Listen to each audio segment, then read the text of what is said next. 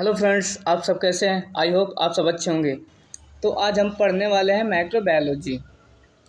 Introduction, definition, terminology and history and scope of microbiology इतना पढ़ेंगे। Introduction: the study of those organism which can not seen by our naked eyes that include fungi, bacteria, virus, protozoa. Microbiology में हम ऐसे organism के बारे में study करते हैं जो कि हमारे नेक्ड आई से हमको दिखाई नहीं देते हैं। उनको देखने के लिए एक स्पेसिफिक ऑब्जेक्ट चाहिए होता है जिसे हम माइक्रोस्कोप कहते हैं। बिना माइक्रोस्कोप के हम ऐसे माइक्रो ऑर्गेनिज्म को नहीं देख सकते हैं। जैसे कि हमारे बैक्टीरिया हो गए, वायरस हो गए एंड फंगी हो गई, एल्जिया हो गया, प्रोटोजोआ, ये हमारे माइक्रो ऑर्गेनिज्म हैं। The word microbiology was drive from Greek word माइक्रोज। जो माइक्रोबायोलॉजी वर्ड है वो हमारे ग्रीक वर्ड माइक्रोज से लिया गया है, जिसका मतलब होता है स्मॉल लाइफ। जो बहुत ही छोटे दिखते हैं हमको, उनको हम अपने नेक्ड आई से नहीं देख सकते हैं। उनको देखने के लिए स्पेसिफिक ऑब्जेक्ट माइक्रोस्कोप की आवश्यकता पड़ती है। अब देखते हैं हिस्ट्री ऑफ माइक्रोबायोलॉजी। जैसे कि आप सबको पता है, माइक्रोबायोलॉजी एक अपने आप में बहुत ही ब्रॉड सब्जेक्ट है। इसमें टाइम टू टाइम एक्सचेंज होते रहते हैं, टाइम टू टाइम साइंटिस्ट अपने अपने व्यू देते रहते हैं। तो ऐसे ही हम स्टार्ट करते हैं साइंटिस्ट एरिस्टोटल से। ऐसे वैज्ञानिक थे जिन्होंने बताया कि हमारे माइक्रो ऑर्गेनिज्म लिविंग हो सकते हैं एंड नॉन लिविंग हो सकते हैं। And they also told many living organisms are exist in huge numbers but we does not visualize। इन्होंने बताया कि माइक्रो ऑर्गेनिज्म बहुत सारे जो कि ऑर्गेनिज्म जो कि लिविंग हो सकते हैं एंड नॉन लिविंग हो सकते हैं, but does not visualize naked eye, उनको हम अपनी आंखों से नहीं देख सकते हैं। इन्होंने ऐसा बोला और दो टर्म दिए, लिविंग एंड नॉन लिविंग। और इनके बाद साइंटिस्ट आते हैं रोगर विकॉन, 13th सेंचुरी। इन डिसीज का मतलब समझना जरा। इन्होंने बताया कि any living organism enter in our body to cause disease. इन्होंने एक्सप्लेन किया, इन्होंने बताया कि जब हमारे कोई भी वायरस, बैक्टीरिया, माइक्रो ऑर्गेनिज्म हमारे बॉडी में इंटर करते हैं और ये डिसीज कॉज करते हैं। फिर इनके बाद हमारे एक साइंटिस्ट आते हैं Antonie von Leeuwenhoek, founder of microbiology. इनको हम फाउंडर ऑफ माइक्रोबायोलॉजी के नाम से भी जानते हैं।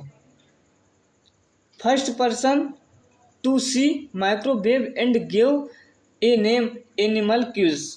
यह पहले साइंटिस्ट हैं जिन्होंने माइक्रो ऑर्गेनिज्म को देखा और उनको एक नाम दिया, एनिमल्क्यूल्स। माइक्रो ऑर्गेनिज्म से पहले एक नाम मिला था इनको, माइक्रोवेव। वो हमारे प्रोटोजोआ थे, वो बैक्टीरिया भी थे, वायरस भी थे। फिर इनके बाद साइंटिस्ट का नाम आता है जॉन टेंडल्स। इन्होंने एक अपना कंसेप्ट दिया, वो कंसेप्ट इन्हीं के नाम पर पड़ा। क्या पड़ा? Tyndall's effect. उन्होंने क्या बताया? If we provide heat to any food substance bacteria does not survive और किल्ड।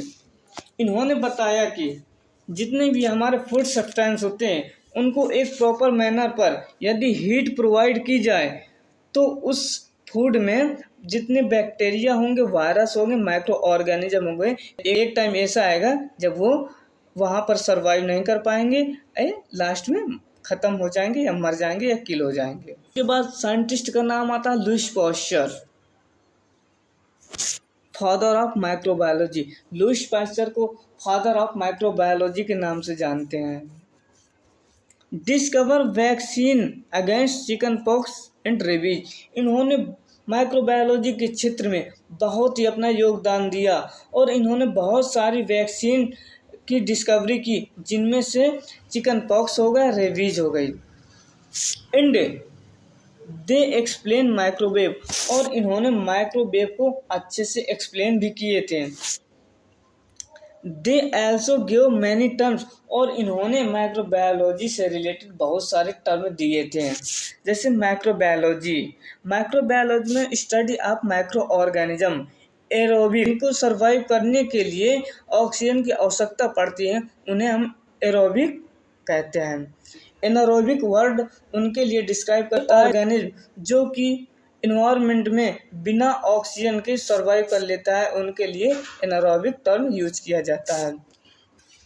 और इन्होंने एक अपना बहुत ही इम्पोर्टेंट कंसेप्ट दिया, पास्चुराइजेशन मोस्टली मिल्क के लिए दिया था, दूध के लिए।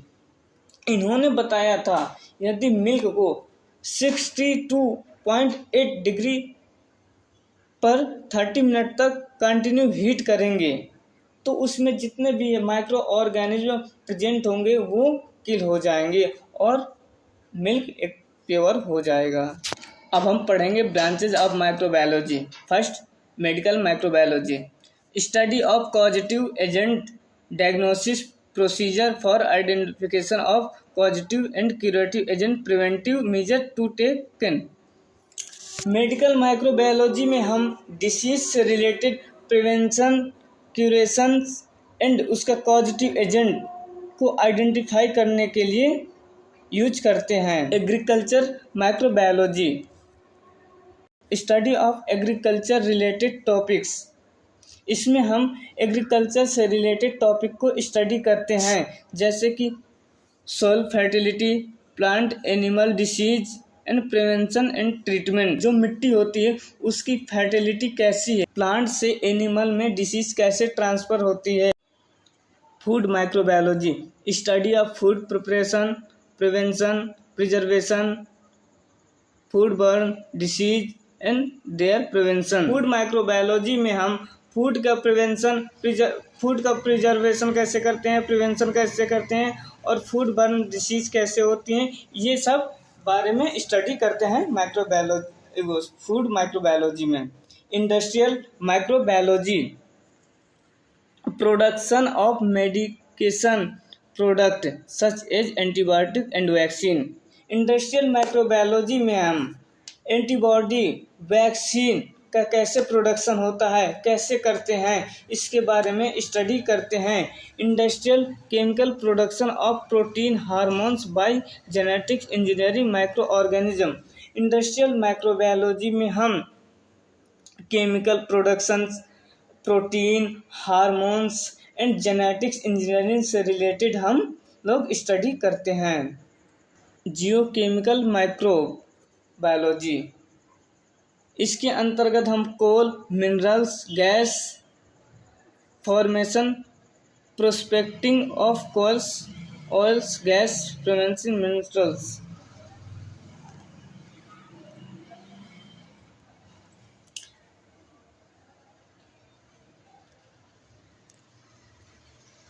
Geochemical microbiology, coals, minerals and gas formation, prospecting for coal, oil, gas, recovery of minerals.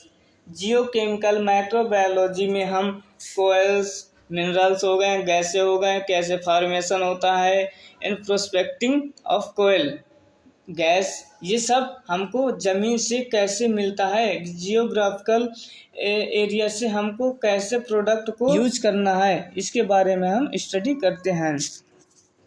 अब पढ़ेंगे principle of microbiology, it's very important. Microbiology के भी कुछ प्रिंसिपल होते हैं जो कि बहुत ही इम्पोर्टेंट होते हैं, जैसे कि proper ventilation.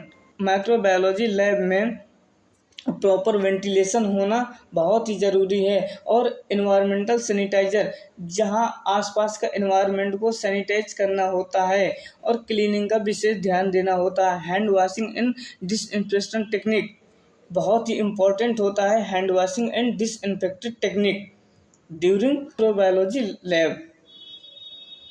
Personal hygiene maintain, और हमको पर्सनल हाइजीन मेंटेन में विशेष ध्यान देना होता है। Discourage house hold paste, insect cleanness of food and kitchen. इसका मतलब कि किचन और जितने खाने वाले हमारे फूड्स मटेरियल होते हैं उनको क्लीन करके ही खाना चाहिए। हेल्थ एंड इम्यूनिटी मेंटेन, और हेल्थ और इम्यूनिटी को मेंटेन करके रखना चाहिए।